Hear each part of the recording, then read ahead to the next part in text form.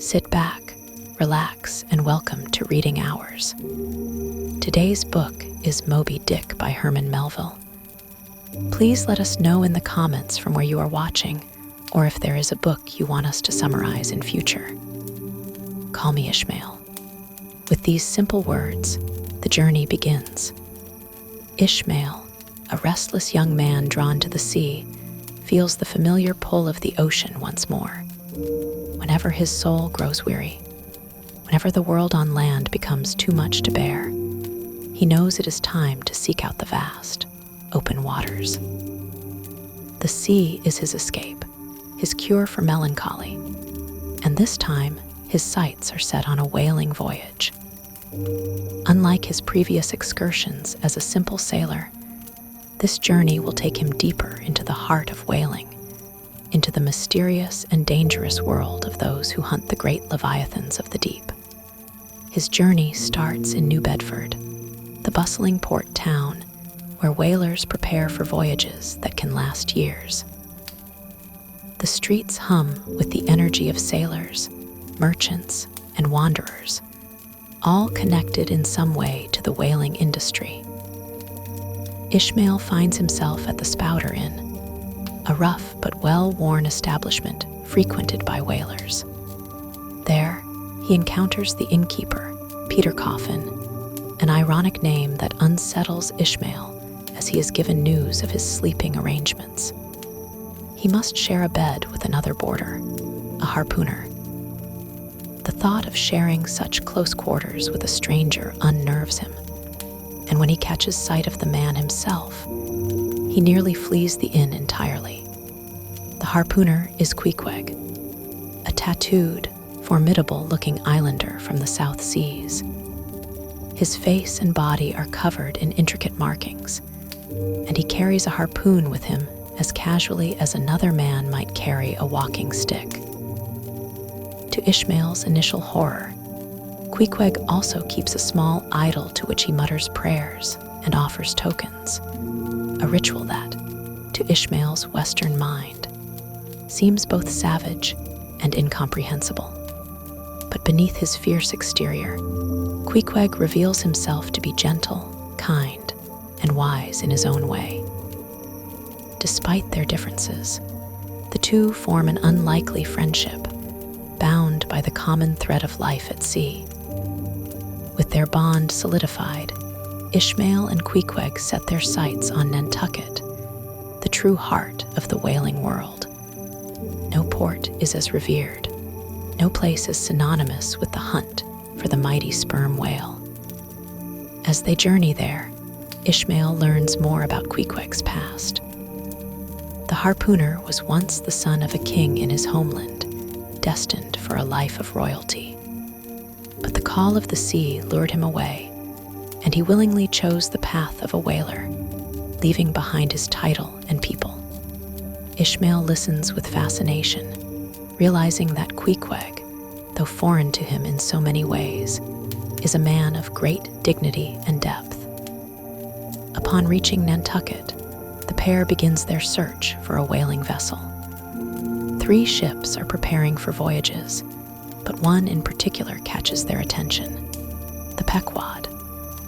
The ship itself seems almost alive, its decks worn and marked by past voyages, its prow adorned with the teeth and bones of past hunts. It is an old and storied ship, one that carries the weight of countless journeys into the unknown. But what intrigues Ishmael most is not the ship itself, but its captain, a man named Ahab. The name alone carries an air of mystery. No one has seen him yet, not even the crew who are preparing for departure. Instead, they are greeted by the ship's 2 mates, the jovial but commanding Starbuck and the more carefree, reckless Stubb. It is through Starbuck that they learn a bit more about their unseen captain. Ahab is not like other whaling captains. He is a man with a reputation, one shrouded in darkness and obsession. Starbuck himself seems uneasy when he speaks of him, but he does not elaborate further. as Ishmael and Queequeg sign their names to the ship's ledger, committing themselves to the long and uncertain voyage ahead, an eerie figure emerges from the shadows. A stranger, wrapped in a heavy cloak, stops them and begins speaking in cryptic warnings. His name, he says, is Elijah, and he hints at terrible things to come. He speaks in riddles, referencing Ahab's past, his injuries, and the fate that awaits those who follow him. Ishmael brushes it off as the ramblings of a madman, but a lingering unease settles in his mind. The day of departure arrives. The Pequod sets sail, leaving the familiar shores of Nantucket behind. As the land fades from sight, Ishmael feels the familiar thrill of adventure coursing through him. The ocean stretches endlessly before them, and with it, the promise of the unknown.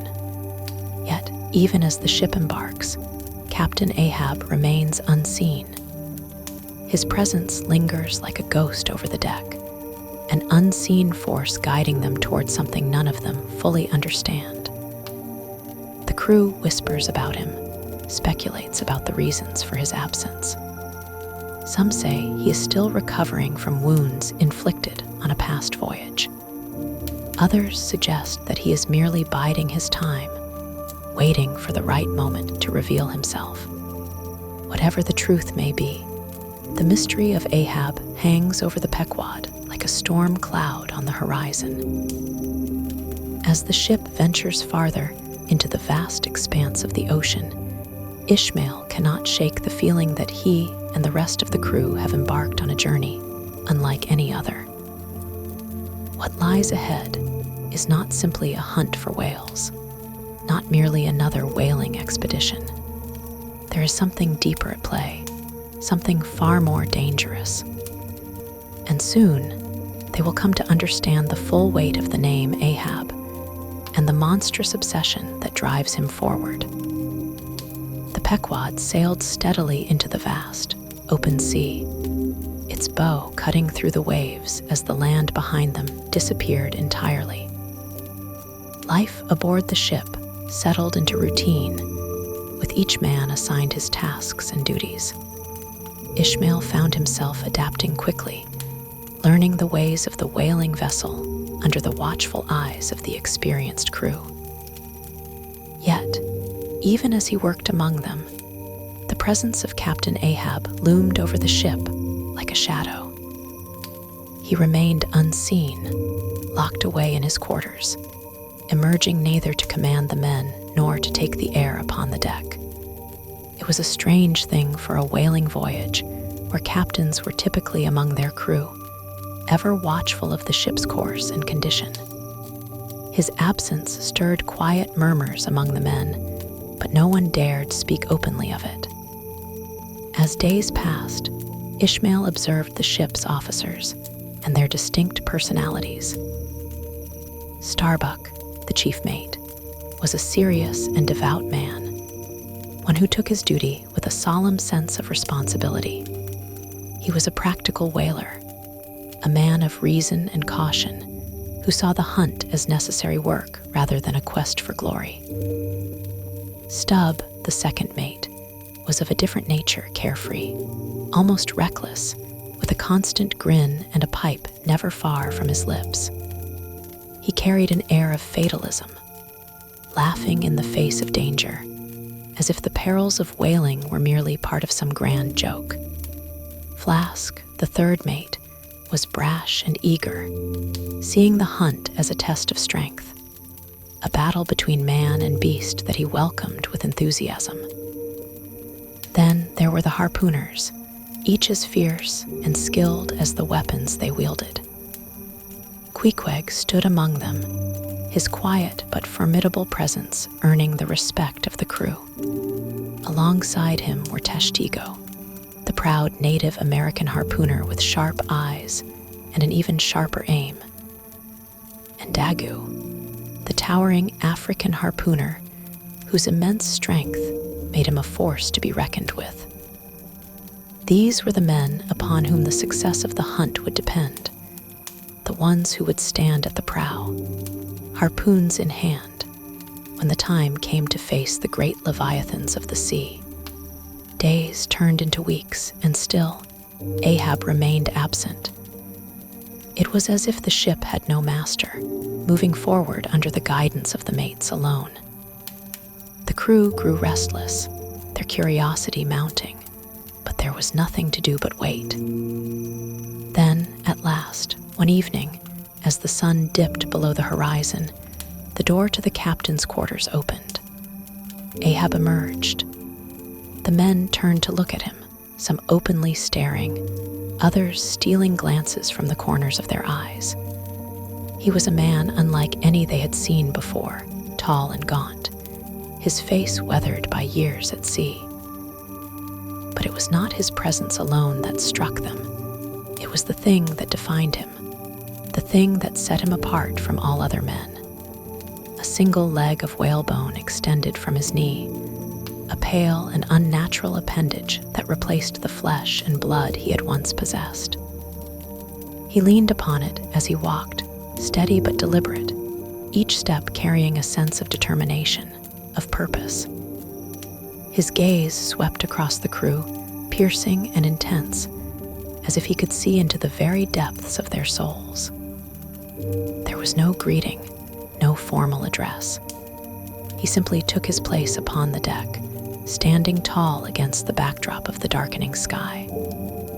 From that moment on, Ahab commanded the ship with an unrelenting grip. He moved with a fierce energy, his mind fixed upon something beyond the horizon, something no one else could see. He seldom spoke, but when he did, his words carried a weight that none dared challenge. The mates obeyed without question, and the crew followed suit, sensing that this was no ordinary captain, no ordinary voyage. Then, one evening, Ahab gathered the crew before him. He stood upon the deck, his whalebone leg planted firmly, his eyes burning with an intensity that sent a chill through those who looked upon him. He reached into his coat and withdrew a gold coin, a Spanish doubloon, shining bright even in the fading light. He held it high for all to see before hammering it into the mast with the flat of his knife. "Hear me, men," he said, his voice cutting through the salty wind. "Whosoever first sights the white whale, that man shall have this gold." A murmur rippled through the crew. The white whale. It was then that they understood. This was not just a whaling voyage. This was something more. Ahab's voice rose again, and now there was no mistaking the fury behind his words. He spoke of a great and terrible beast, a whale like no other, massive beyond measure, its skin as white as snow, its presence haunting the very depths of the ocean. Moby-Dick. He told them of the beast that had taken his leg, that had left him scarred and broken, but not defeated. He had hunted it once before, and now he would hunt it again. This voyage was not about whale oil, not about riches or trade. It was about revenge. The crew stood in stunned silence as Ahab's obsession was laid bare before them. Some felt a thrill of excitement. What a thing it would be to hunt such a creature, to chase after a legend. Others, particularly Starbuck, felt an unease settle deep within them. This was not the purpose of their mission, not the reason they had set sail. Starbuck, ever the voice of reason, dared to speak. "Captain," he said, his voice measured but firm, "we came here to hunt whales, not to seek vengeance against one." Ahab turned to him, his expression unreadable at first. Then, a slow, grim smile spread across his face. "Would you strike at a whale?" Ahab asked. "If it meant striking through to something beyond it." Starbuck said nothing. Ahab's gaze swept over the rest of the men. He could see the fire in some, the doubt in others, but he did not care. He had set his course, and the Pequod would follow. The ship continued onward, no longer just a vessel upon the sea, but a weapon, aimed and ready. They would find Moby-Dick, and when they did, Ahab would have his revenge. The Pequod sailed ever onward, its path dictated not by the predictable patterns of whaling expeditions, but by the fierce and unwavering will of Captain Ahab. From the moment he declared his purpose to hunt and kill Moby-Dick, the ship seemed to take on a new character. No longer just a whaler, it had become something else entirely, a vessel of vengeance, an instrument of one man's obsession. The crew, bound by duty and circumstance, had no choice but to follow. Ahab's presence on deck became constant. He paced back and forth with an energy that never seemed to wane, his whalebone leg thumping against the wooden planks with each step. He barely slept, barely ate, consumed by a single thought. He would stand for hours, gripping the rail and staring into the endless ocean, as if by sheer force of will he could summon the great white whale from the depths. The crew watched him warily, speaking of him in hushed voices. Some admired his determination, seeing in him the figure of a man who had stared into the abyss and refused to turn away. Others, particularly Starbuck, feared what lay ahead. The days blurred together in the monotony of life at sea. The men worked their stations, tending to the rigging, preparing the harpoons, keeping the ship in motion. But the usual rhythms of a whaling voyage were disrupted. They passed pods of whales, opportunities for rich hunts, but Ahab showed no interest unless there was even the slightest chance that Moby-Dick was among them. More than once, Starbuck protested. He reminded Ahab of their true mission to return to Nantucket with a bounty of whale oil, to bring profit to the ship's owners and security to the men who risked their lives for it. But Ahab would hear none of it. Oil, profit, he scoffed. Would you have me count coins while my soul burns? There is but one whale we seek. One alone. Starbuck's frustration grew, but what could he do? Ahab was the captain. The men, bound by the strict laws of whaling hierarchy, would not mutiny, not yet. They had signed on for a hunt, and a hunt they would have, even if it was unlike any they had known before. One evening, as the sun bled red into the horizon, a strange presence came aboard the Pequod. It started with murmurs below deck, whispers among the crew. Figures had been seen in the hold, men who had not been aboard when they left Nantucket. Then, emerging from the shadows of the ship's lower decks, 5 unfamiliar sailors stepped into the lantern light. They were a ghostly sight, silent, dark-eyed, their skin weathered from the sea, their expressions unreadable. At their head was a man unlike any other on board. He was tall, lean, his skin deeply bronzed by the sun. His features were sharp, almost ethereal, his gaze heavy with something beyond simple experience. He moved with a quiet, unsettling grace, a man who seemed more spirit than flesh. His name was Fedallah. The crew recoiled at first, unsettled by this unexpected revelation. Who were these men? How had they come aboard? But when Ahab emerged, his expression unchanged, it became clear he had known they were there all along. He had smuggled them onto the ship before departure, hidden them until the time was right. They were his secret harpoon crew, men whose only purpose was to help him hunt the white whale. Whispers spread through the Pequod. Who were these men, truly? What hold did Ahab have over them? And most of all, who was Fedallah? The harpooner spoke little, his dark eyes watching everything as if he saw more than the rest of them. Some of the sailors murmured of ill omens, of devils and ghosts. And when Fedallah finally did speak, his voice low and deliberate, it only deepened their fears. He spoke of visions, of fate and prophecy. He told Ahab that he would see 2 hearses before he died, one not made by mortal hands, and one made of American wood. And most chilling of all, he foretold that Ahab could not die by rope or steel, but that only hemp, the coarse fibers of a hangman's rope, would end his life. Ahab listened, unmoved by superstition. He was a man of singular purpose, and whether the stars themselves were against him, he did not care. With the presence of Fedallah and his crew now known, the hunt for Moby-Dick took on a new intensity. Ahab would climb to the masthead himself, scanning the horizon with his piercing gaze, his hat lashed to his head by a leather thong so that no wind could steal it. He refused to let his prey escape him.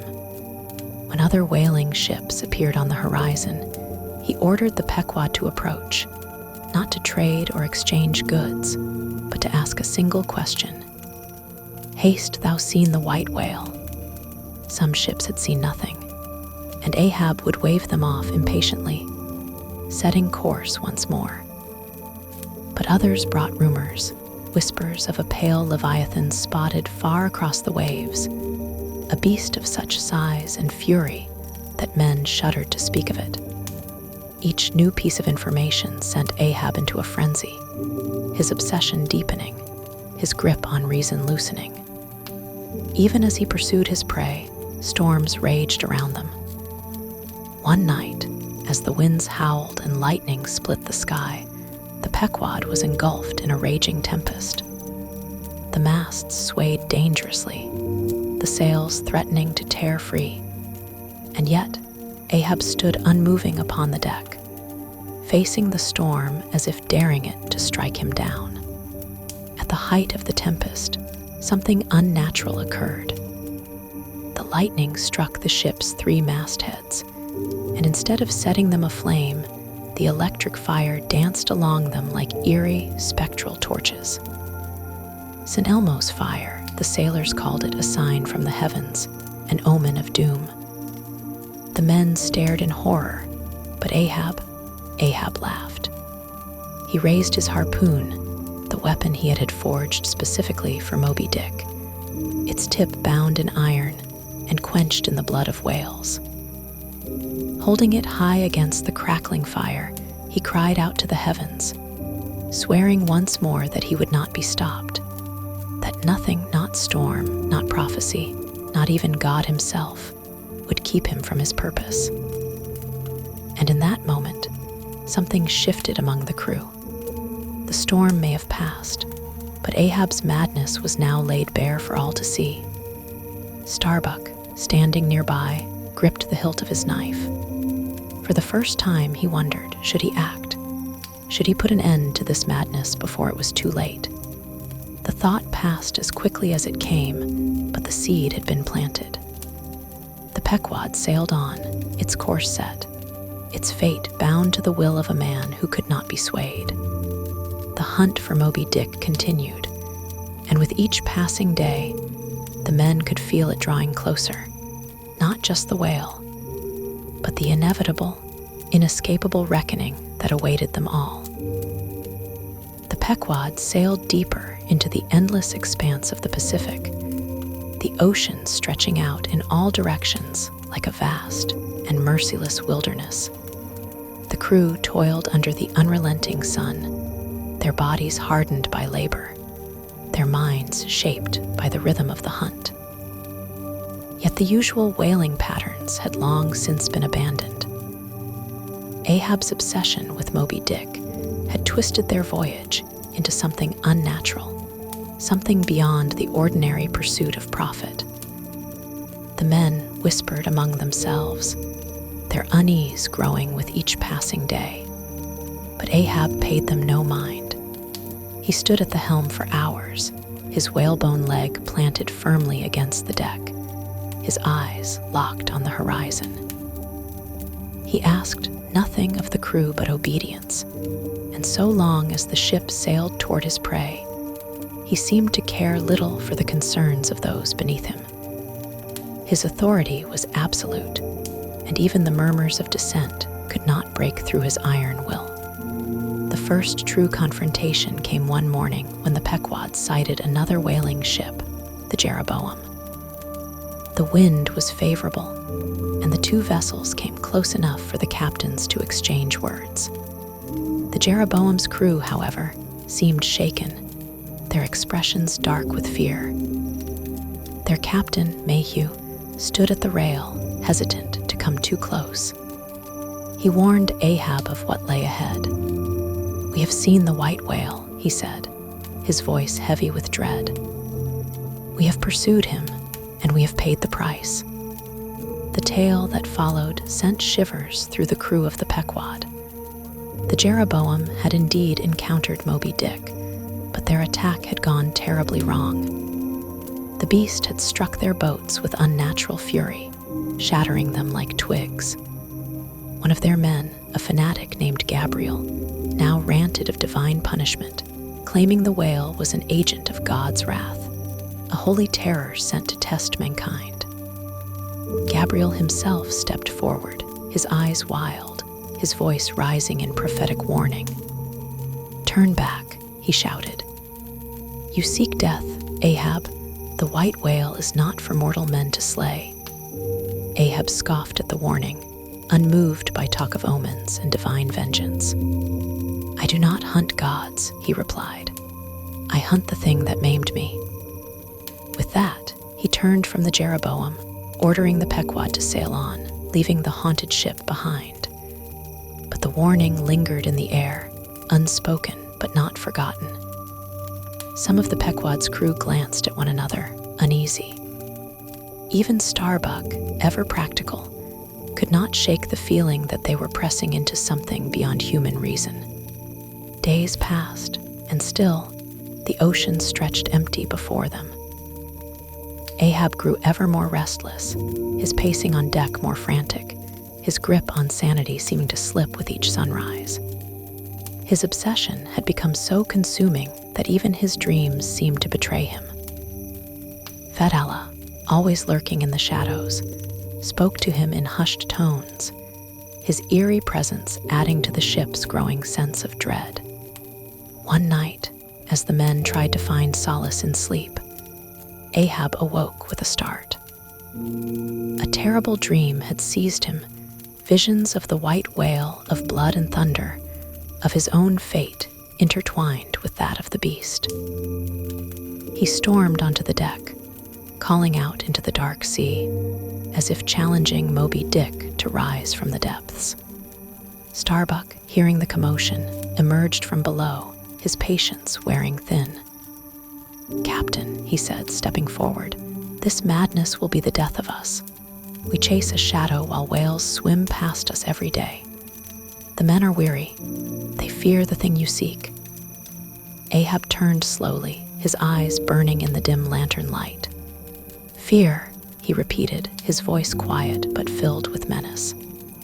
"Aye, they may fear, but they follow, and so do you." A long silence stretched between them. Starbuck knew the truth of it. He did follow, despite his doubts. Ahab's will was too strong, his grip on the ship too firm. Mutiny, perhaps, had flickered in Starbuck's mind before, but even now, standing face to face with the captain's unrelenting obsession, he could not bring himself to act. The hunt continued. Then, at last, the call rang out. "Whale ho!" The men scrambled to their stations, their muscles tensing with adrenaline as the great beasts were spotted in the distance. It was a pod of sperm whales, their massive forms breaking the surface, their spouts rising like fountains into the sky. At last, the hunt would begin not for vengeance, but for the very thing they had been trained to do. The boats were lowered, the harpooners standing ready, their weapons gleaming in the sun. Ahab, for once, did not interfere. This was not Moby-Dick, and though he barely glanced at the whales they pursued, he allowed the hunt to proceed. The chase was swift, the harpooners proving their skill as they struck their prey.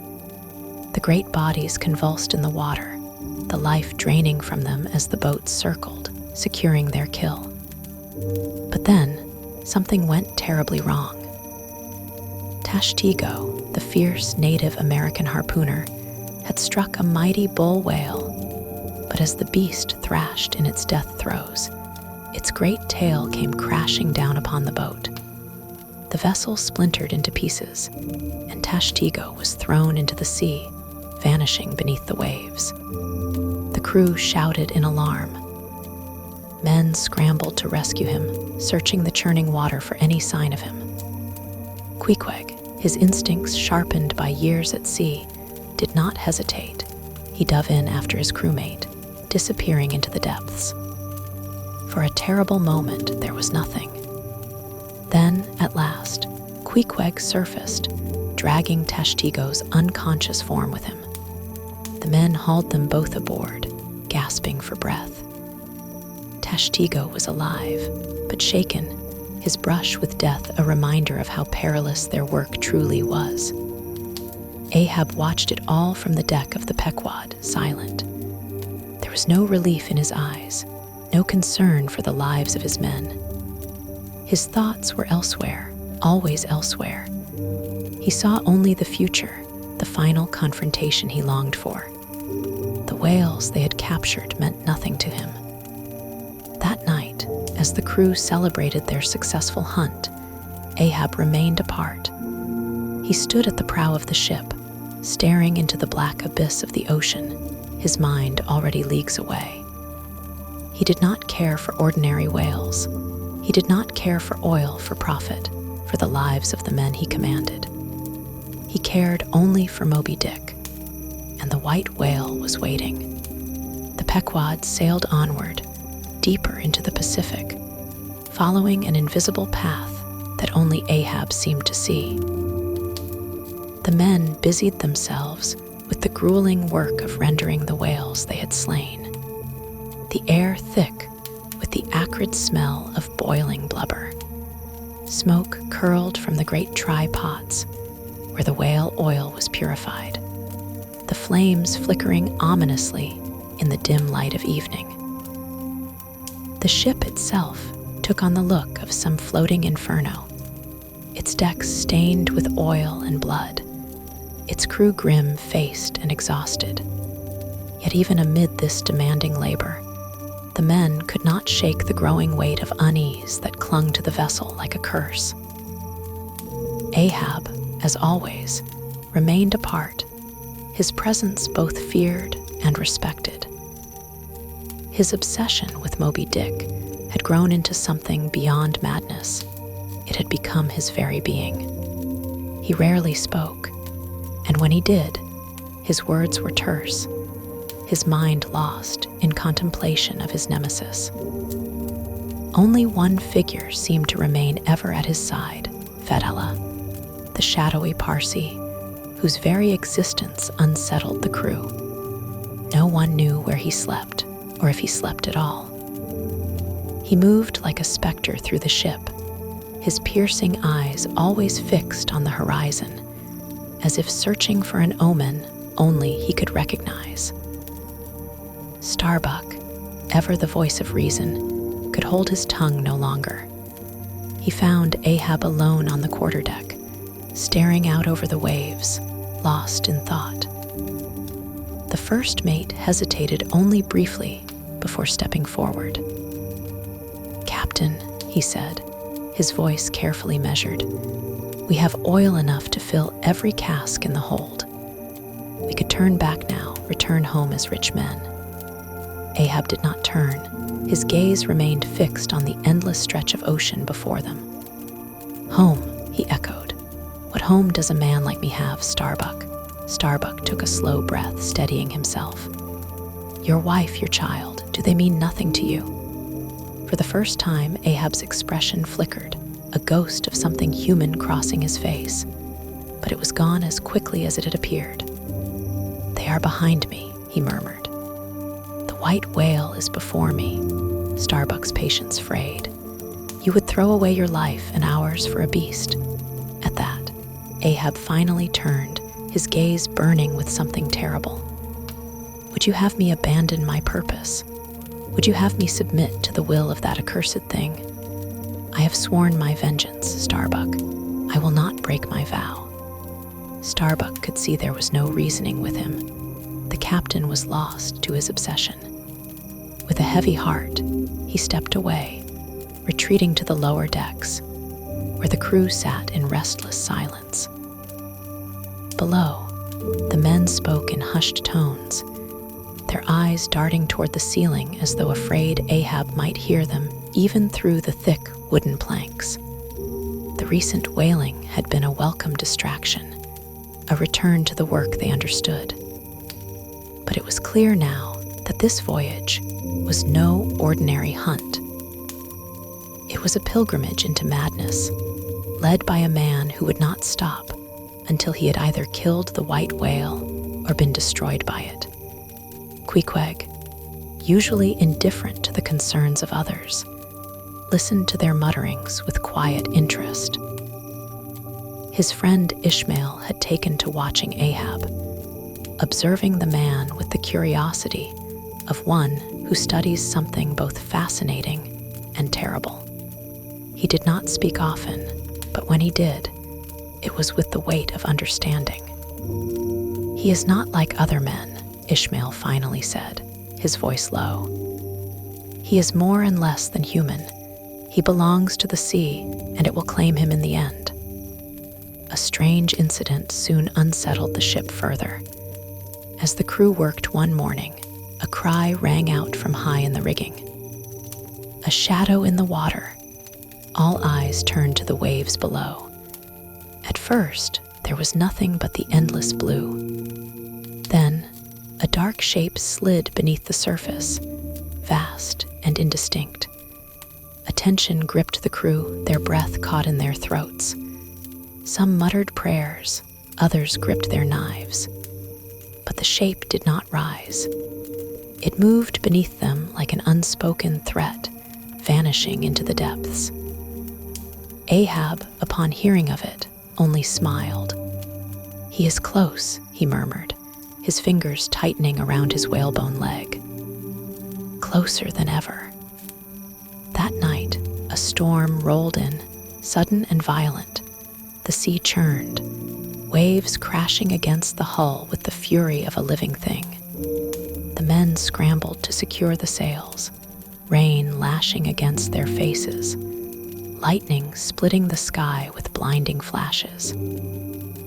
Amid the chaos, Ahab stood firm, his face lifted to the heavens, as though daring the storm itself to strike him down. His coat billowed in the wind, his eyes glowed with a feverish light. He gripped the railing, unmoving, as if he had become part of the ship itself. Then, with a great crack, a bolt of lightning struck the mast. Sparks rained down upon the deck, and for a moment, it seemed as though the Pequod might be torn asunder.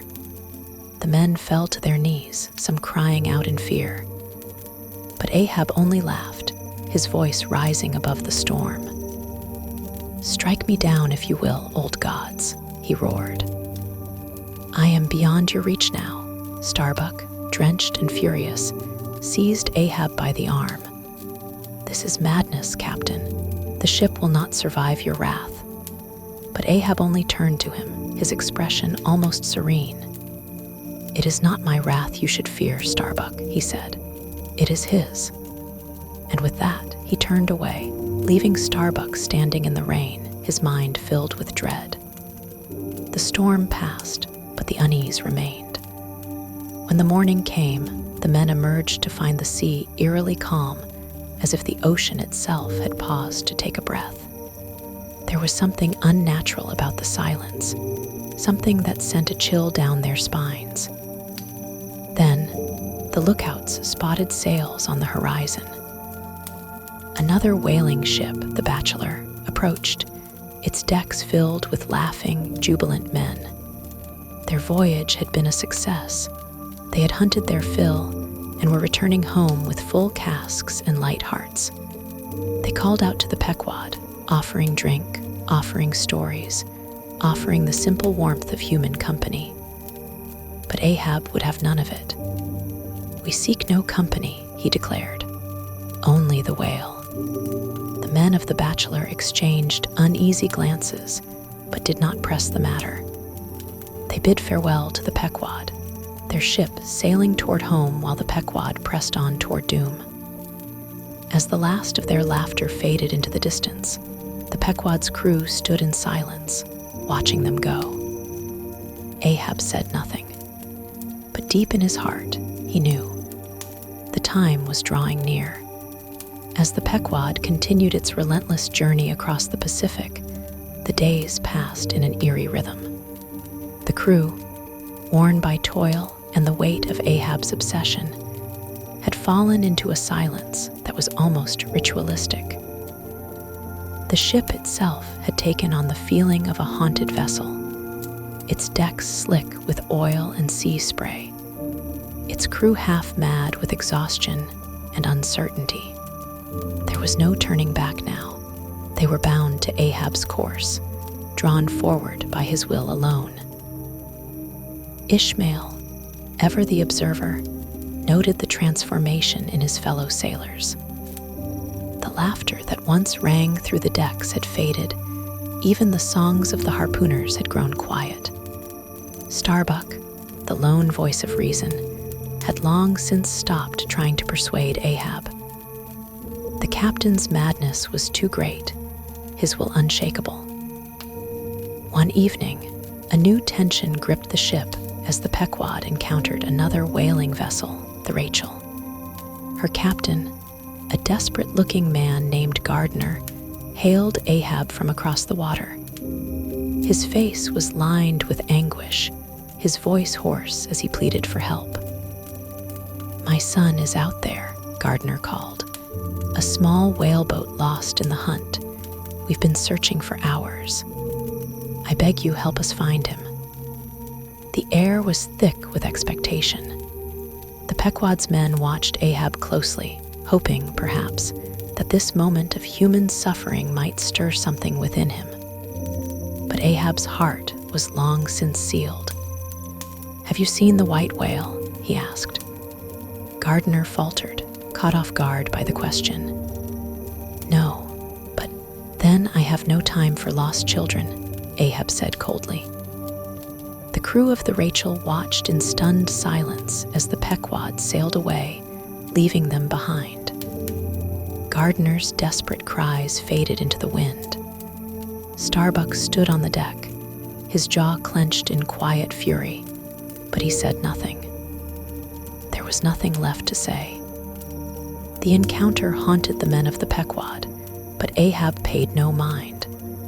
His attention was fixed on the horizon, on the phantom he had chased for so long. Days passed, and the tension grew unbearable. Then, at last, the moment came. A cry from the masthead split the air. There she blows, a white whale, like a great ghost rising from the deep." The deck erupted into chaos. Men scrambled into action, readying the boats, their fear and excitement interwoven. Ahab emerged from his cabin, his face a mask of something almost inhuman. His hands trembled, not with fear, but with the thrill of knowing his enemy was near. The crew stared in awe as the beast broke the surface. Moby-Dick was unlike any creature they had ever seen.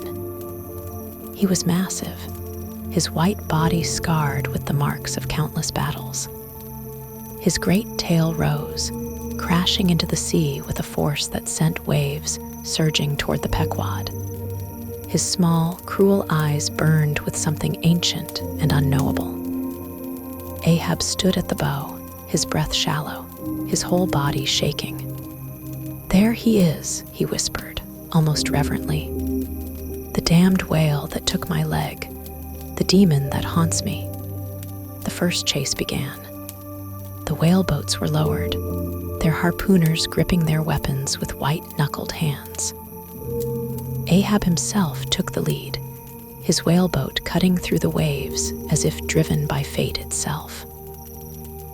Fedallah, his ever-loyal Parsi, sat at the bow, his dark eyes unreadable. The boats drew closer, the whale's colossal form rising and falling with the rhythm of the sea. Ahab raised his harpoon, his face twisted in triumph.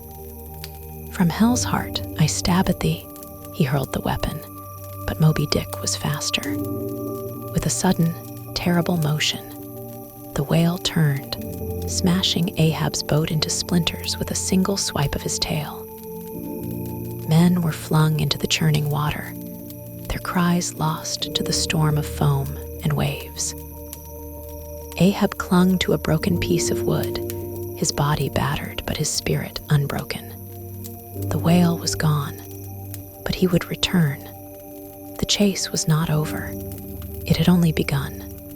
The sea had settled into an unnatural stillness after the first battle with Moby-Dick, but the Pequod itself was restless. The wreckage of Ahab's boat had been pulled aboard, and the men who survived the attack shivered as they recounted what they had seen. The white whale had destroyed them with a single motion, as if he had known their intent before they had even struck. No ordinary beast could command such power, they whispered. He was an avenger, a god of the deep, an entity beyond their understanding.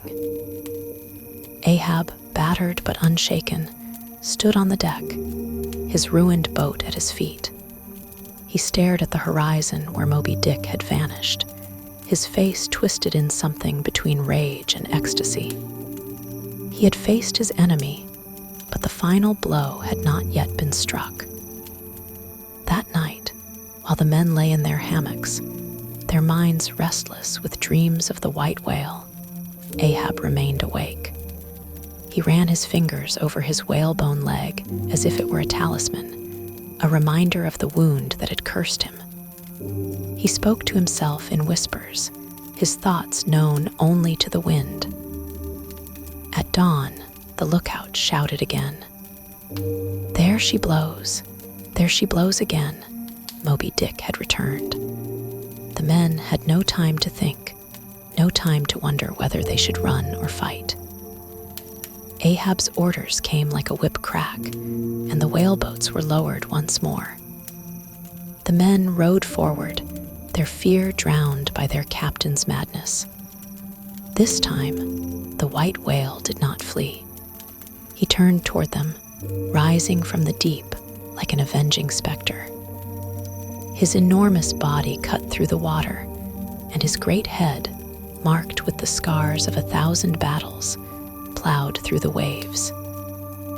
The first harpooner hurled his weapon. It struck true, embedding itself in the whale's thick flesh. But the beast did not slow. Instead, he turned with terrifying speed, his massive tail lifting from the depths before crashing down. The impact sent one of the boats flying, its crew flung into the sea like scattered driftwood. Still, Ahab pressed forward. His own harpoon, the one he had forged himself, gleamed in his hand. He raised it high, aiming for the heart of the beast. But before he could throw, Moby-Dick turned. In one swift motion, the great whale struck Ahab's boat, splintering it into pieces once again. The sea foamed, a maelstrom of wreckage and struggling men. Through the chaos, Ishmael clung to the side of another boat, his heart pounding. He had never believed in fate or curses before, but now he felt the weight of something beyond mortal power pressing down on them. He saw Ahab gripping onto a floating plank, his face pale but still filled with a terrible determination. Moby-Dick did not linger. He slipped beneath the waves, his enormous tail flicking once before vanishing into the deep. The chase was not over. The final battle had yet to come. The Pequod drifted in the vastness of the Pacific, its crew battered and exhausted. The second encounter with Moby-Dick had left them shaken, their boats destroyed, their minds gripped by an unspoken fear. But if the men hoped Ahab would relent, they were mistaken. The captain stood at the bow, his gaze fixed on the endless horizon, his obsession burning brighter than ever. The crew worked in silence, repairing what they could, sharpening their harpoons, though many no longer believed they would return from this hunt. Starbuck, still the voice of reason, approached Ahab once more, his hands clenched as he spoke. "Captain, we have done all we can. Twice now, the beast has bested us. Let us turn back before the sea takes us all." Ahab turned to him, his expression unreadable, then raised his hand to the sky. "Would you have me abandon my soul's purpose, Starbuck? Would you have me turn from the path fate has carved for me?" His voice was neither angered nor pleading. It was simply final. Starbuck stared at him, at the fire in his captain's eyes, and knew there would be no turning back. The next day, the lookout called from above. There, the white whale, Moby-Dick. Ahab's entire being seemed to come alive at the words. The crew, despite their fear, obeyed his every command. The remaining boats were lowered once more, and they rowed forward toward their final battle. Moby-Dick awaited them. He did not flee, did not hide beneath the waves. He rose from the sea, the harpoons from the previous attacks still embedded in his flesh, his great eye fixed upon the men who had hunted him so relentlessly. He was not an animal in fear. He was an avenger, a force of nature beyond their control. Ahab raised his harpoon. "I see thee again, old foe," he cried. "This time I do not mean to lose thee." The boats surged forward, and the harpooners cast their weapons. The harpoons struck true, their lines stretching taut. The white whale twisted in the water, the force of his motion nearly capsizing the boats. Then, with a terrible, deliberate fury, he attacked. He struck one boat clean in half with a single swipe of his tail. Men were thrown into the churning waters, their screams lost to the wind. Another boat splintered against the whale's massive body, its crew barely able to escape before being pulled under. The sea became a battlefield, red with the wounds of men and beast alike. Ahab, standing at the prow of the last remaining boat, hurled his final harpoon. The weapon struck deep, and for a moment, Moby-Dick stilled. The great whale shuddered, as if the blow had finally reached his heart. The men watched in breathless silence. Then, with a sudden, violent fury, Moby-Dick surged forward, dragging the boat with him. The ropes snapped tight, and Ahab, still clutching the line, was yanked from the deck.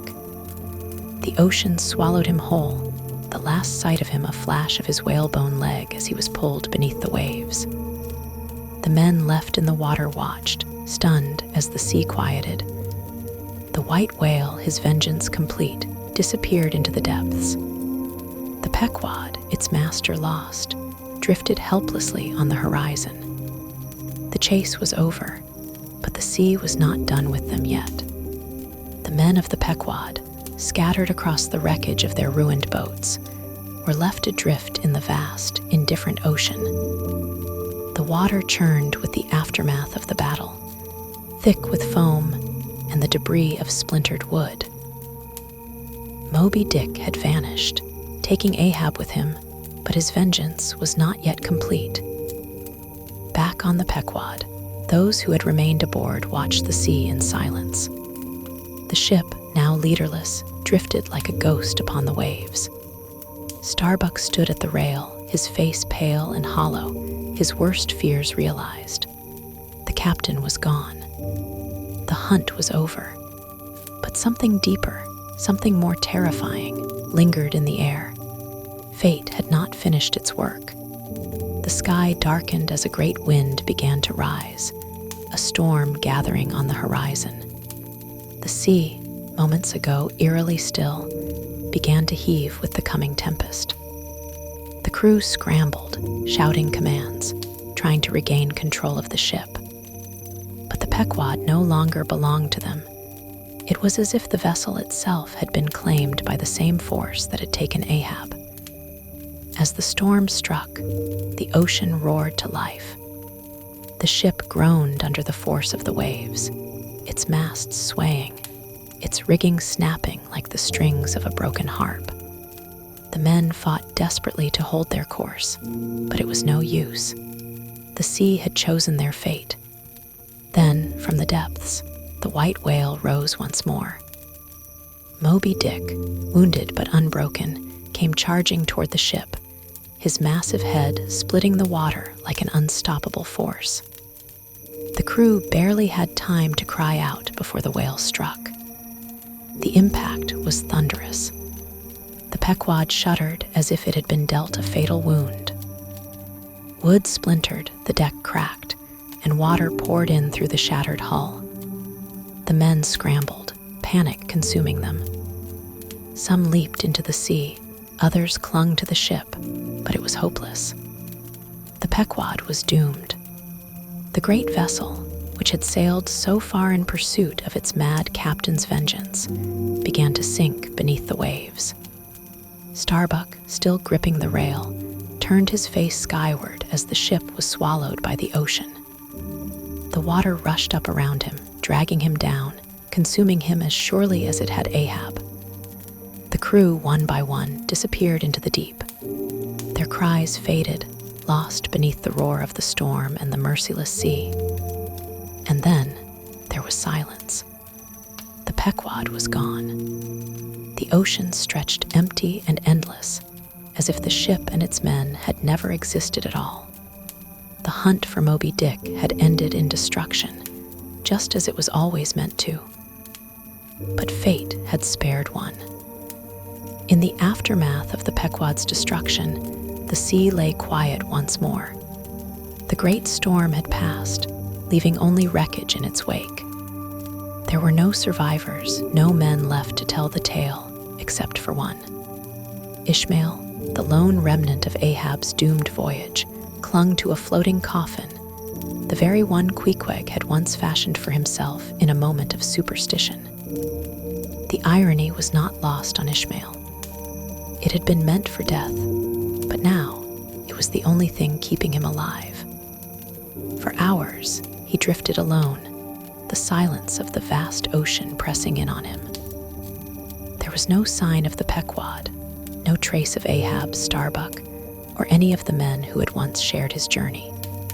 It was as if they had been swallowed entirely by fate itself, leaving him as the only witness to their tragic end.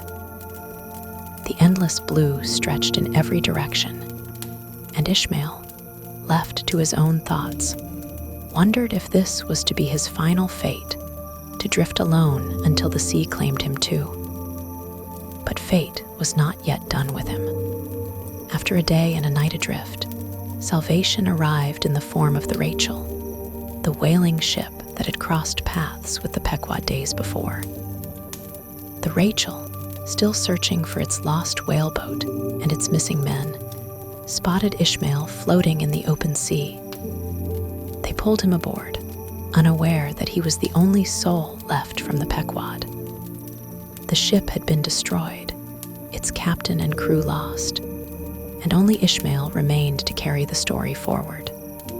Thus, he became the sole survivor, the lone chronicler of Ahab's obsession and its terrible cost. His survival was not a victory, but a burden, the weight of witnessing destruction, and knowing that, in the end, man's war against nature is always doomed to fail. Moby-Dick had not been conquered. The great white whale had outlived Ahab and all his vengeance, continuing on in the vast, indifferent ocean as he always had. The world of men had sought to shape its own destiny, to impose meaning upon the chaos of the sea, but in the end, the sea had remained unchanged. Ahab's rage, Starbuck's pleas for reason, the crew's desperate struggle, it had all been swallowed, leaving nothing behind but Ishmael and the memory of the hunt.